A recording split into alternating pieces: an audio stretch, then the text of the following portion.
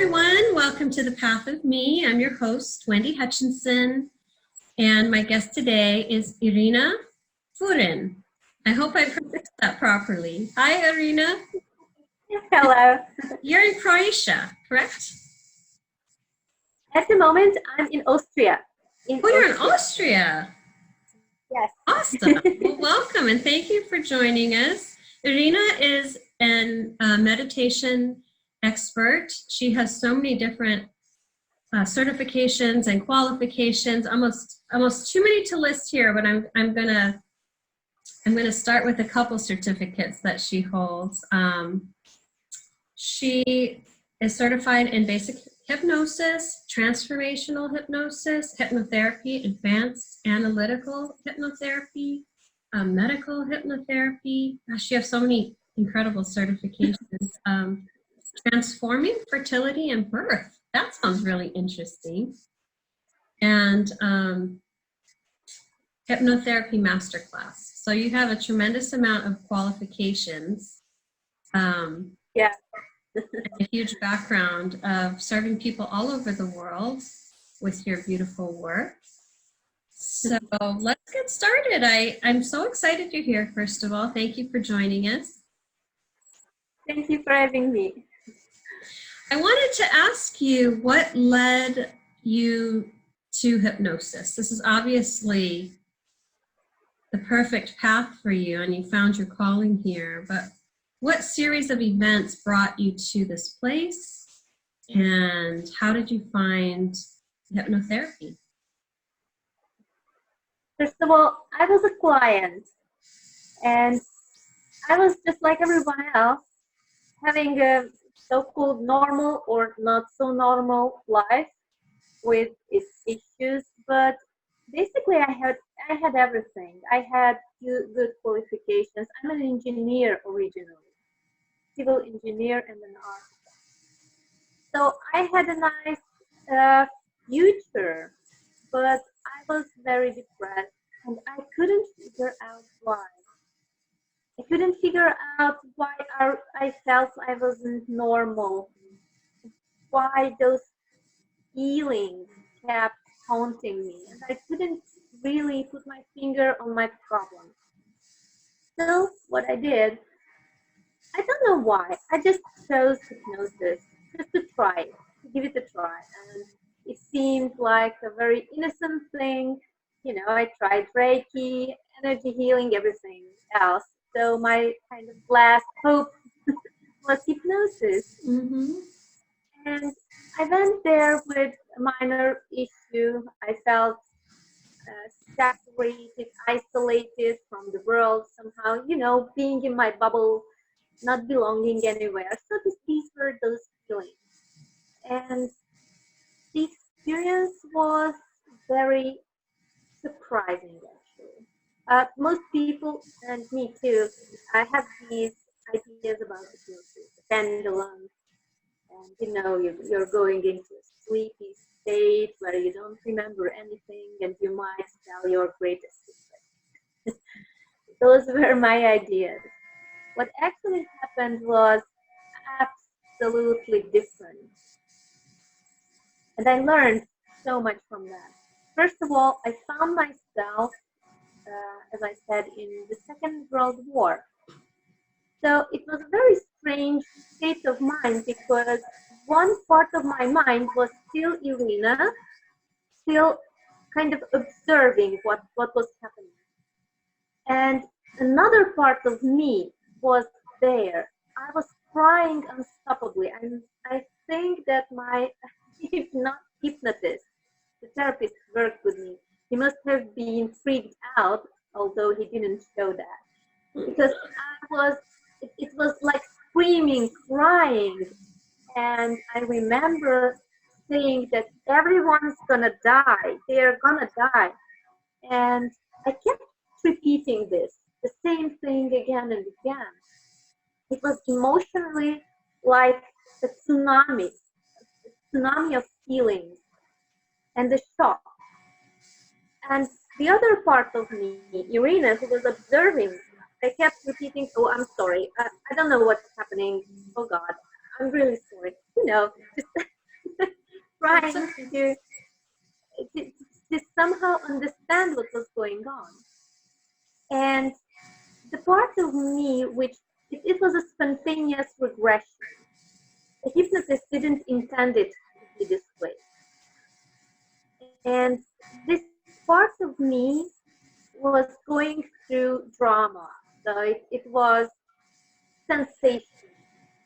Like I could feel the earth trembling. And it was the tang. Were you also able to see what was happening, or was it all just feeling and processing? Were you able to visually see bombing or feel like you were in the middle of World War II? It almost sounds like a past life regression, although the hypnotherapist did not intend to take you to that kind of place. But was it more a feeling, or was it visual, or both? It's very interesting because it was everything at once. I could feel and I knew what was happening, but my mind was protecting me. So that was one thing that I learned immediately, that the mind is protecting you from this direct experience. So much of this was like a knowledge, or it was represented symbolically. But there were flashes which were actual pictures, actual things that were happening around. The second thing that I learned is that the mind, which is in this regression, is in the state of mind of that person who is living that trauma. So I was a girl, a young girl, a teenage girl maybe, and I was in a state of shock. The tanks were coming again and again, and the earth was trembling, and there was dust all around. It's a powder-like white dust. First, I thought that it was fog or mist, but actually, it was the dust of these buildings. They were bombed. It was very thick. And that girl, she was in this state of shock. So when the hypnotist tried to interact with her, and me too, Irina was standing here somehow trying to figure out who am I? That was the question that I kept. Because you're two places at once, you're two people at once. Exactly. It's like having a lucid dream. A lucid dream is very much the same, where you're very consciously aware of being present and observing and feeling and knowing. And then also in the dream or in the experience, having a very tangible and real experience. All the details are so clear. Everything is so clear. Yes. Very high resolution. Very high resolution. Yeah. It's virtual reality, but it's actually real. Right? Yes, it is. So yes, your consciousness is at two places at once. So it's hard to describe, but this is how you suddenly experience yourself. And that changed me to the core because, the self-image is built around this one consciousness that we know. And suddenly you're like split and you remember a different life, and you are there and here at once. So this self-image of the old Irina suddenly shattered. It wasn't a traumatic experience. It was just very new, very unknown. Like a new awareness. A very new awareness. Like a bilocation experience. It was a bilocation experience. That can consciously be two places at once. Yes. Exactly. So it was quite a challenge to talk with this personality who was in this state of terror and shock and simply not being able to process anything. So she was blocked completely. And the great lesson in that session was to experienced grief because that girl subconsciously uh, didn't want to continue, didn't want to live any longer. She lost her whole family, and this brutal war, death, and everything that was going on around her was unacceptable to her. So she didn't commit suicide. She didn't have to, because when it's a war. You don't have to make great efforts to just exit and live your life. But she left that life in that state of how should I put that? Maybe Unfinished terror. grief, terror, and shock. It wasn't finished. There was no closure. So this grief and not understanding, not being able to process, so this state of mind was an imprint on my consciousness. So when I came into this life, I brought all that baggage with me. You were already carrying it. It was like an imprint. It was an Total imprint. imprint Exactly. in your DNA. It's imprinted in your cellular memory. It's imprinted in your soul. Yeah. And we do carry things from many, many lifetimes. Yes. Perhaps Yes. on this one, because this was so relevant to the feelings that you were experiencing. Maybe. That was the life that blocked me from connecting to my whole series of lives and the purpose. So the purpose of my incarnational chain, where I didn't know how to express that. But this was like, pulling the plug. This block had to be removed. It sounds so powerful. It was. Of not only having that experience, but also gaining the awareness around everything, past lives, maybe karmic imprints or cellular imprints that we carry through that are so deeply embedded, we don't even realize they're from another lifetime.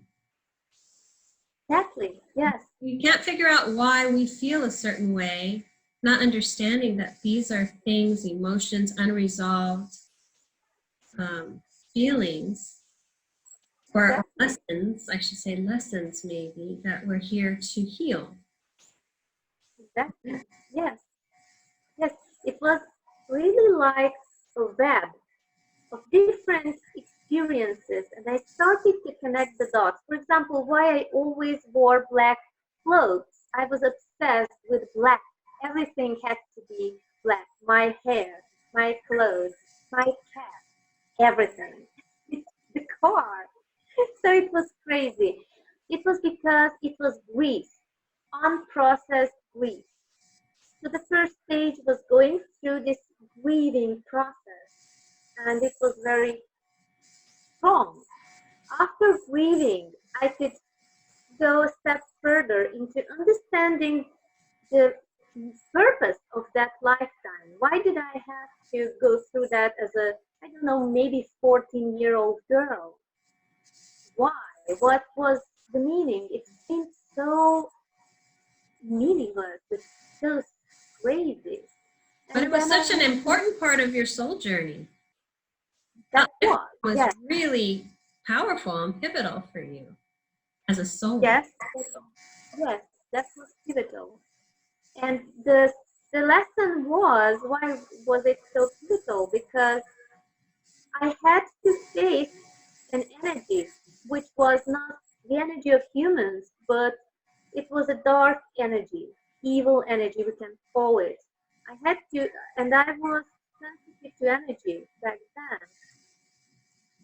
And having faced this energy, I had a mission, which I couldn't fulfill. You had a what? I'm sorry, I didn't hear you. Mission. A mission. In that life, yes. in that life, I had a mission that I couldn't fulfill because this energy blocked me. Actually, the mission should have been for me to to transcend this shock and fear and rejection. I rejected this negative energy. Most people were affected by this energy in that war too.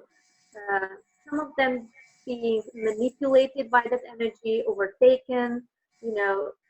Uh, Well, fear was such a powerful experience, visceral, tangible experience for people back then. I think yes, it would make sense that it was difficult to transcend and overcome. yes, yes, It was a very real part of that war for so many people. Fear of yes, survival, fear of losing everything, fear of death. yes, yes. And this dark energy could transform those people into monsters, so some part of those people into monsters, and other people like you and me, who are, we can call it light workers or whatever label we can use for that, but these people could be blocked by this energy. And that was my lesson, not to allow this energy to block me. You know, this rejection. I don't want to be part of this physical world anymore. So this was this blocking rejection of the darkness. And it was very powerful. I think my guides helped me because there was some other energy as well. As I regret, that was self-therapy. After I learned hypnotherapy, I used it on myself first. And I would advise all hypnotherapists to do that. Start with yourself. So your healing really came through this tool. Yes. Hypnotherapy, you eventually Yes. obviously went on to get certified in hypnotherapy and learn how to use it for your own healing. What was it like for you to process all of this using that tool? What was your process like, and how long did it take you to kind of move through those lessons and gain such a firm understanding of why this was shown to you and what you needed to do to heal yourself? So this first lesson, this War II life, it took me about 5 sessions. It was 5 sessions. My subconscious always took me back to that place and time, always, all the time, because after I did some work, for example, this breathe, I allowed myself to breathe. I allowed myself to cry out. I allowed myself to accept the fact of evil and that such traumatic experiences have their place. So these were the stages. And after that, there were some spontaneous experiences like other lifetimes coming up, all connected with each other. For example, a lifetime, I don't know how many years ago, but many, many years ago, when I had to escort the dead. It was called that way in that language, escort the dead. Was tightly connected to this life in World War II when I had to, or if I would have been able to, then I would lead those people through that in that experience, if that makes sense. So these lives are interconnected.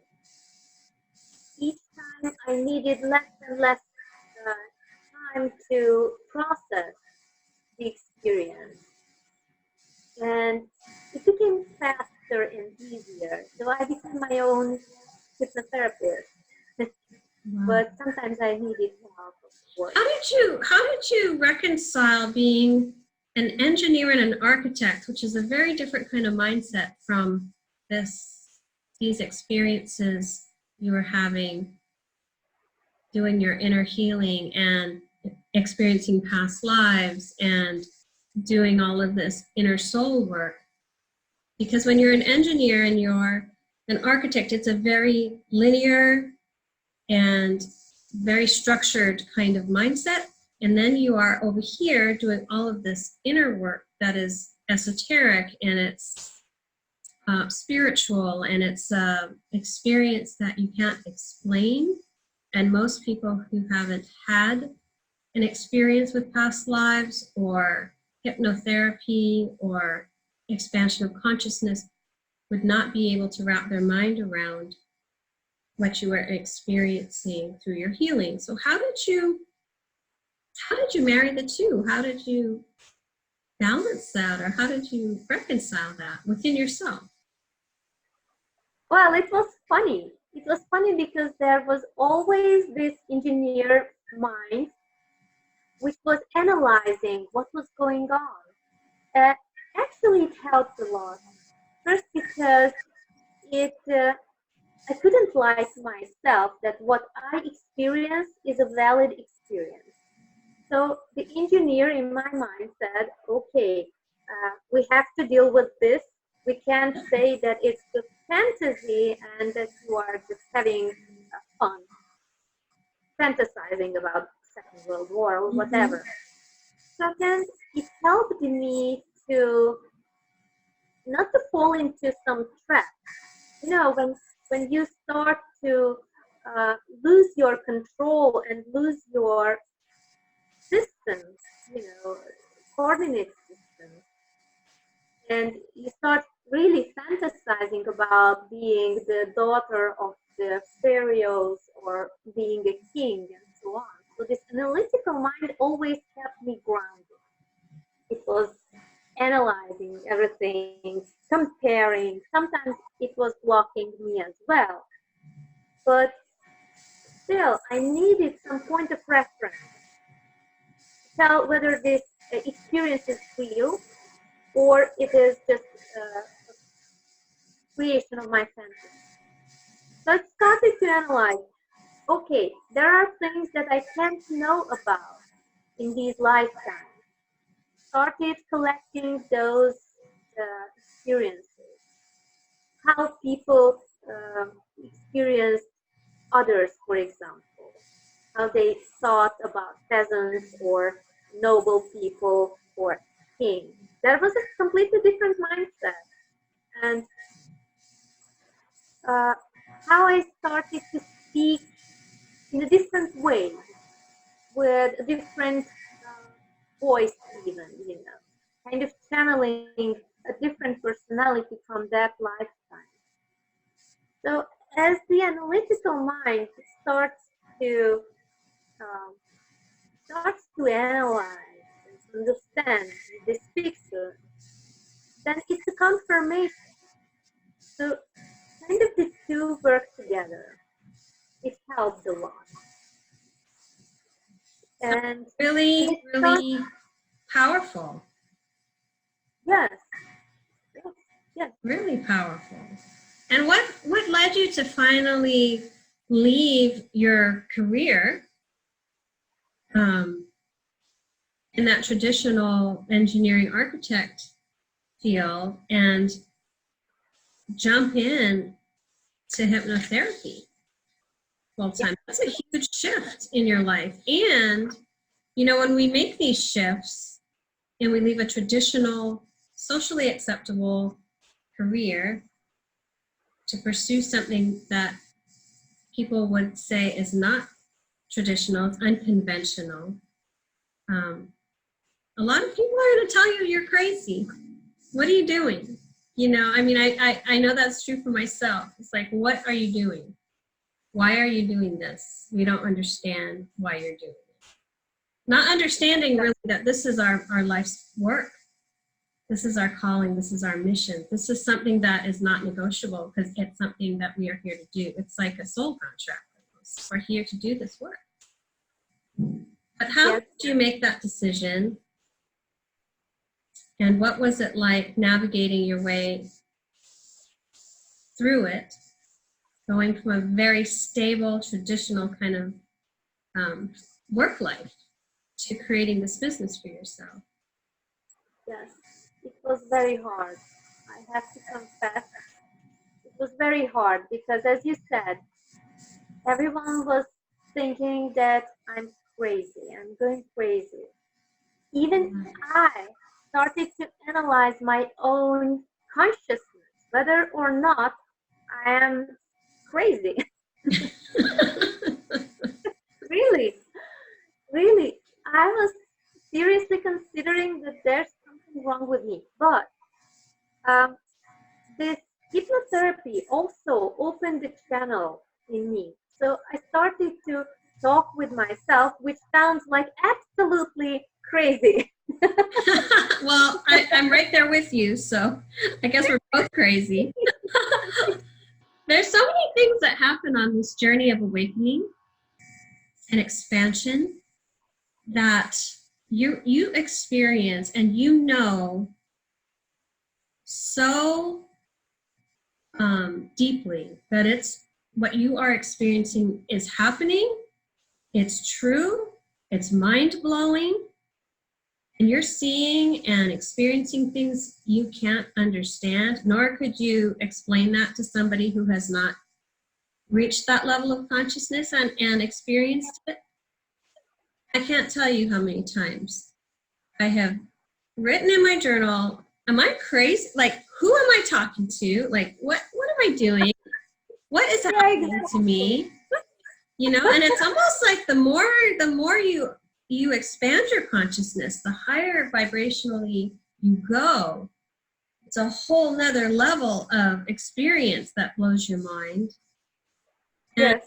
you can't tell your spouse or your best friend or anyone really what's going on, because they will want to put you into a psychiatric Yeah.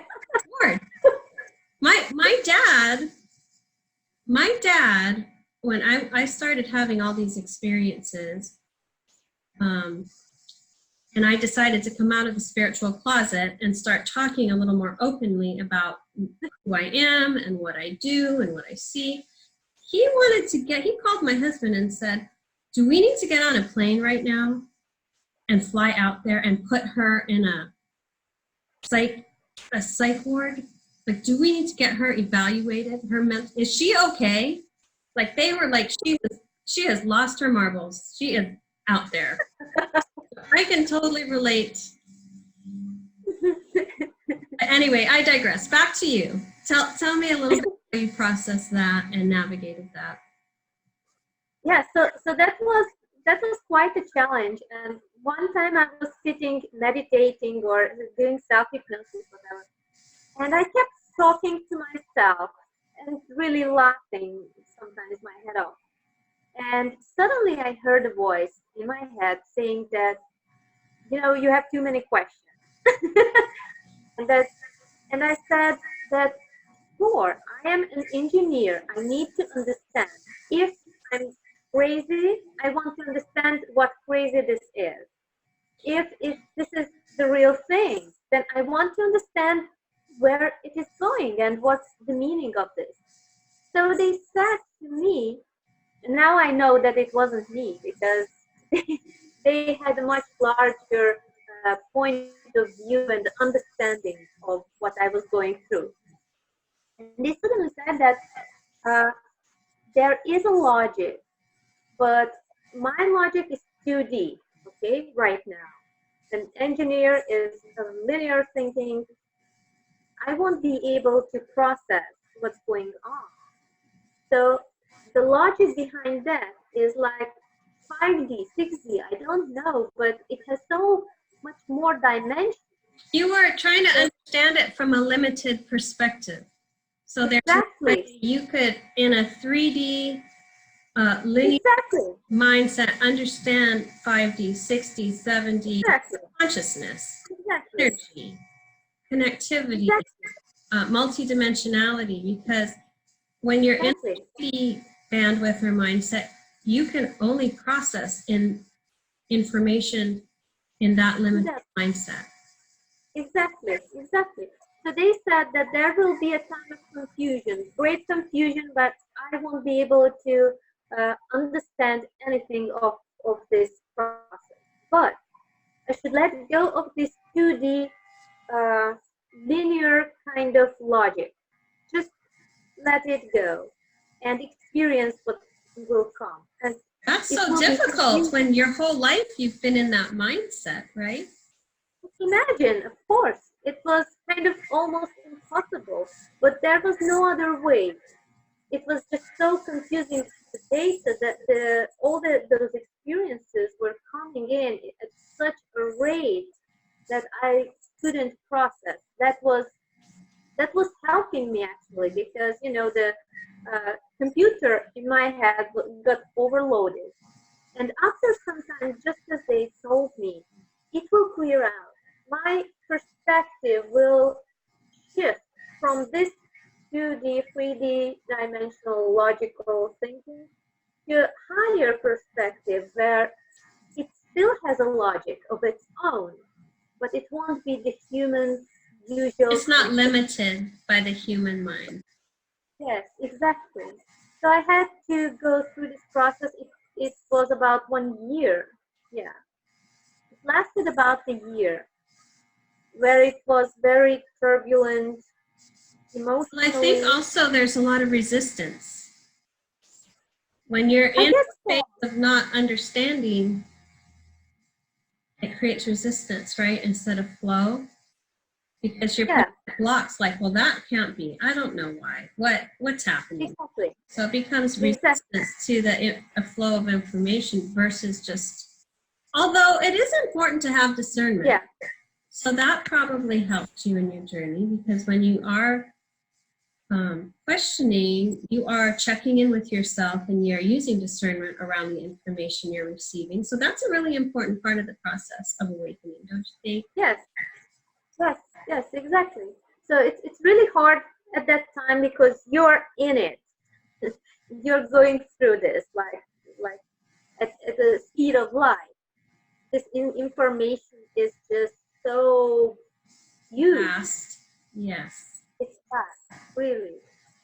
But after some time, it will clear out. So this is like going through the clouds when you're flying on an airplane, and suddenly, it's really all of a sudden, I don't know why, suddenly you start to see a broader picture, bigger picture. It's clear skies and the sun. Yes. And Yes. yes, exactly. So That's huge. I And when needed did you about, decide, like what year did you decide to become certified, take on clients, and help facilitate healing for others using hypnotherapy? so I decided right away to study hypnotherapy. So as I, after my first session, as I got into this World War II, I knew that I wanted to get to the bottom of this. What's going on with the consciousness? How is it that I can experience different things? I can move in time, in experience, and in consciousness. And how is it that I can feel the energy of other people as well, their karmic energy? So these kind of like tentacles, that's how I could describe it, karmic tentacles that are somehow tied together with other people and events. I wanted to get to the bottom of this. So I studied all I could learn, Mm-hmm. but I didn't do sessions with others because I knew that I needed to work on myself first. I needed to work on myself at least 2 years until I got so I got my power back. So I needed that experience to I don't know, just to get my power back. Well, I think it's important for us as teachers and healers to heal ourselves first. And through Yes. the process, then we have the experience of navigating all those dark spaces and finding our way out. It makes it Yes. easier for us to actually show others how to find their way if we've been through the dark ourselves. Yes. And Yes. it's an important part of the process for us to heal ourselves and find our authentic power and align with our higher selves and source and stay in our column of light. And not only is it healing to find that space within ourselves, but it's also a huge benefit to learn how to stay in that alignment. Because a lot of people touch on that alignment throughout their lives or their days, but then they go back to the chaos and they go back to the fear and they go back to the struggle. So it's important to heal ourselves, but it's also important to live consciously every day, right? So that we can stay in that column of light in our alignment and show up for others. Don't you think? Yes, exactly. So it's always an ongoing process, this work for me, on myself. Me too. Because then, yes, you, when you think that you are ready, then you are in a mess. What I'm asking. Well, I found too that when I think I've cleared something, I think I've cleared a mindset or a behavior pattern or something that no longer serves me, there it comes again. Then it shows Yes. up again and I get so mad. I'm like, what? Why am I here again? You know, but you find as you spiral up and you keep touching on that timeline, that same experience, as you spiral up around on time and you keep circling back to that type of trigger, that emotional trigger, as we go higher, I think we're in a more elevated place. Like you said, you have more detachment and observation. You can respond in a more elevated way. And then those things start to clear a lot faster, right? You're not. Yes, yes, this is a spiral. It is actually a spiral. Yeah. But it's a never-ending spiral. You are getting into these spaces of clarity. Sometimes it gets, again, messy and Yes. So tell me about your work. Tell me about what you're currently doing, how people can find you. Currently, I'm doing hypnotherapy. It's interesting that usually they say that only 3% of people have past life experiences. So that's the usual percentage.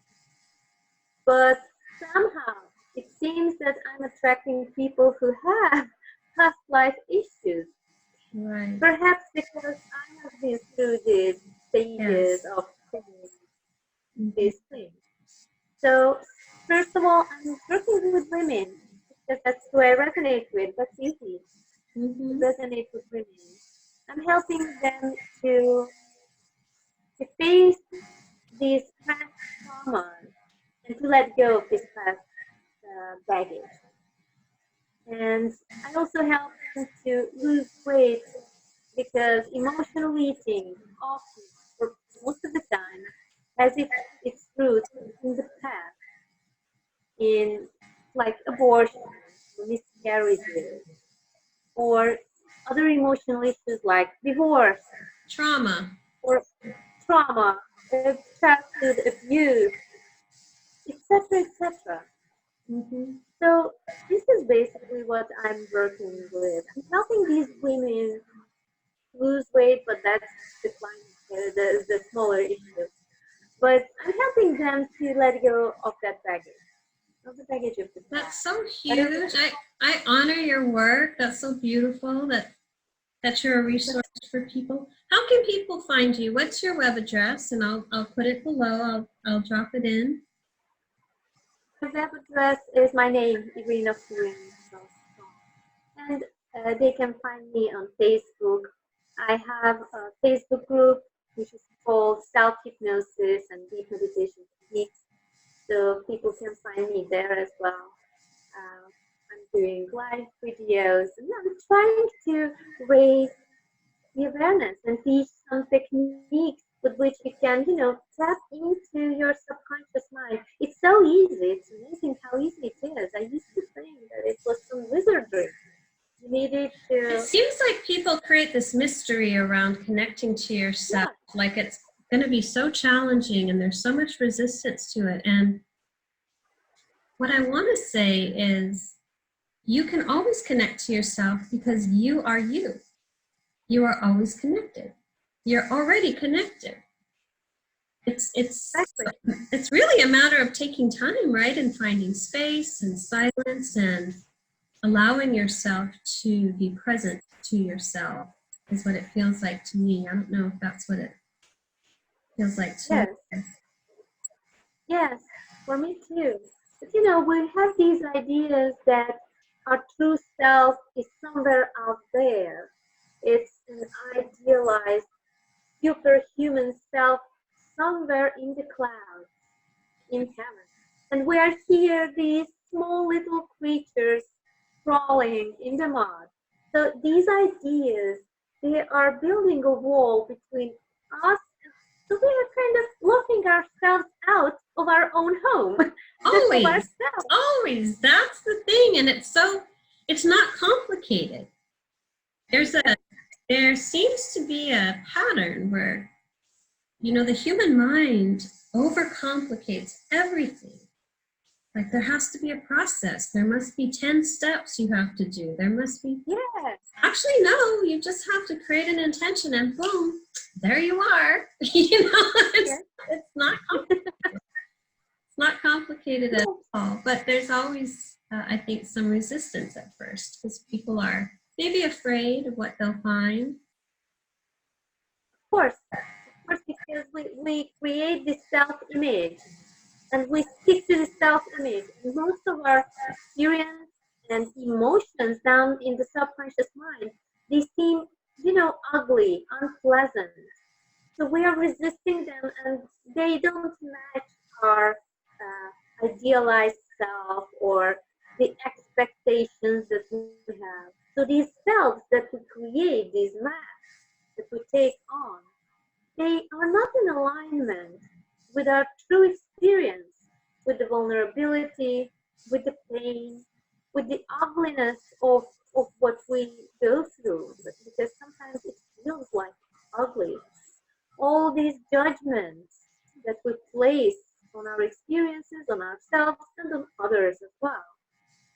All this so hard because really the soul is so beautiful and so pure, and it's light and it's love, and there's a self-identification with all of the dark things without a realization that there is polarity. You have to have the dark in order to have the light, but we're here to transcend those dark things and those wounds, and we're here to heal. We're here to have a human experience and soul growth through those things, but that's not the place where we're meant to stay. It's just a place along our journey. It's like a rest stop on the road. You stop there, but you don't want to live there. Yes. Right? Yes. But many people feel that they don't deserve, the good things. That's so huge. Yes. And that's I'm not deserving this feeling. Even whatever they say, actually, they are maybe buying expensive cars, but deep inside, they feel that they don't deserve that. They're empty. They're still empty despite having all of the things. Yes.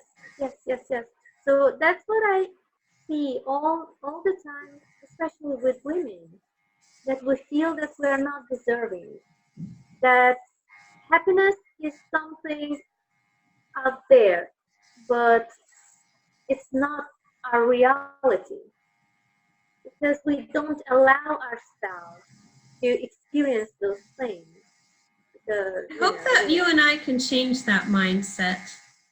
I hope very much. Yeah.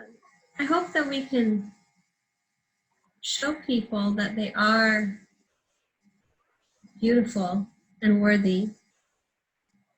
And the only thing that is creating resistance to that is their own story. And it's just a story, it's not truth. Right? Exactly. So that's why I wanted to share this story about this World War II experience that I had. Because if people start to understand that this consciousness, the self, for example, the Irina, who used to be an architect and had, I don't know, these experiences, she just suddenly disappeared, didn't die, but disappeared in that way when she experienced she's so much more. So yeah. when you start to tap into that reality within you, past lives or just a different self of you, then suddenly you experience that you are not locked up in this tiny box that you labeled as you. Right. There's such a complexity, there's a multidimensionality, there is Yes. expansion, your collective cohesion of all the experiences your soul has had. This is just a drop in the ocean. This life is just a drop in the ocean. And if you are focused on the drop, you're missing the beauty of the whole ocean. Yes, exactly. This drop is beautiful. Mm-hmm. We should see the beauty in it because this is the pivotal point always. The present point. Yes. For sure. Definitely. Well, I'm so excited that we connected, and thank you so much for sharing your story. You're welcome. I'd like to ask my guests is, what was the one thing that helped you to really move through your darkest times? What was the one thing that you used to navigate the darkness? I know we've all been to those spaces where we just want to give up. We're just in so much pain, we can't go on. Yes. What was it for you? Or maybe there were several tools that you used. I know hypnosis was a huge one, but maybe you can share something with our audience, that might help them navigate some of the things they're going through right now. What helped me most was this voice. I used to think that I'm talking to myself, but there was a voice within me. Sometimes just observing. I know a voice can't observe, but it felt like it was observing me. And whenever I just let out all my pain and saying, I'm crazy, this doesn't make any sense, I can't go on like this. There was this voice there, listening. And when I asked the question, always answered me in some way, not always in the way that I expected. So whenever you ask the question, don't expect it to come in the way as you imagined it or saw it in the movie. Angels with trumpets, all that stuff. No. But if you listen, if you put the question and listen, there will be an answer. And that was what helped me always, even in the darkest times. Somehow, suddenly, I just got the answer. I suddenly just saw it from a completely different point of view. And usually it was after the lowest point, where I was at the point of giving up. Yeah. There's no solution to my pain. That was my perception. And I gave up. And I think this giving up also had this touch of surrendering. finally surrendering and accepting what was around me, the experience. And that moment of acceptance, surrendering, and openness, because I placed the question, suddenly opened these channels and I heard the answer. I think that's beautiful, and I think you're right. When you get to that place where you just give up, but you don't give up, but you give up control. You give up control, exactly. Resistance, exactly. You give up control, you surrender, which in my mind is not waving the white flag surrender, it's surrender and just accepting where you are. You just accepting this, because you have no choice. You have gone so deep, you know? Exactly. Now, giving up, there are two types of giving up. The first giving up was when I gave up that life, for example, in World War II. Mm-hmm. That was resistance to the experience. So that wasn't an accepting, surrendering, I'm giving up, and I'm giving up control. That was resistance. I'm giving up my life because I don't want this experience. Mm-hmm. And that, so people should be clear on that, that giving up has different qualities. We're talking more about acceptance of what is, being open to receiving guidance, because we have nowhere to turn and we're in the jar. Yes. There's a power in surrendering control and allowing and asking for help. Ask the universe for help. Ask God for help. Ask yourself for help. Whatever it is you need to turn to. If you have no belief system of anything outside of yourself, ask yourself for help. Your higher self will hear you. You have to ask. This is a free will zone. So you have to ask. And it will show up. It'll show up maybe not as a concrete voice in your head giving you an answer, but it might show up as a knowing, or a book, or a person you meet that's going to help you in your journey, or a healer you're going to find online, but the answer is going to show up in some way, shape, or form. Exactly. So openness without expectations, and that's when they are giving the answer. Whenever I was expecting the angels with the trumpet, never, silence. Yeah. Exactly. Or, experiences like in the Matrix and Neo suddenly no, people, it's not happening this way. You can never tell how, in what form information will come. You can really never tell. Yeah. Well, I love that you're so connected to your inner being. You completed that really important healing for yourself, so you can now light the way and show others how to find that inner being and truth for themselves and their light. I just honor your work, and I'm so grateful for your time today. Thank you. Thank you. Do you have any closing words before we say goodbye to our audience today?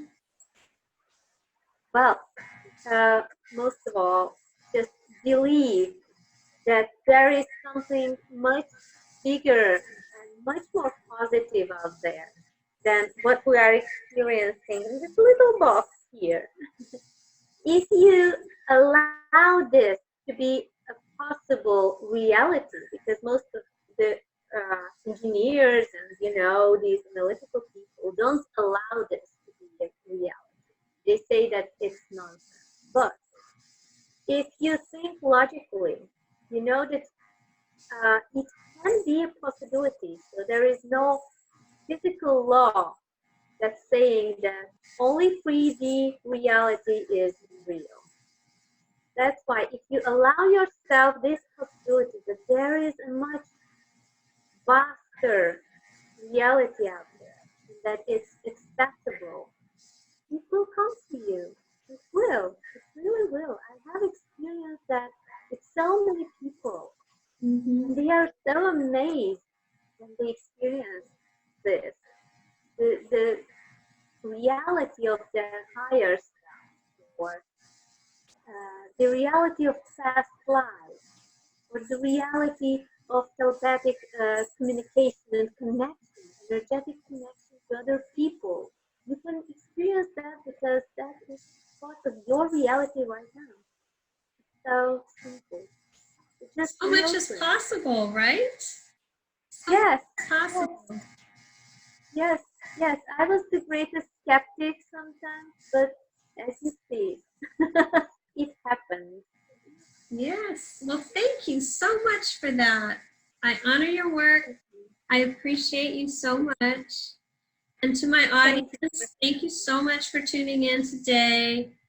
I hope that you gained some inspiration from Irina's her journey, her advice, her story, and I hope you all be kind to yourselves today. I love you all.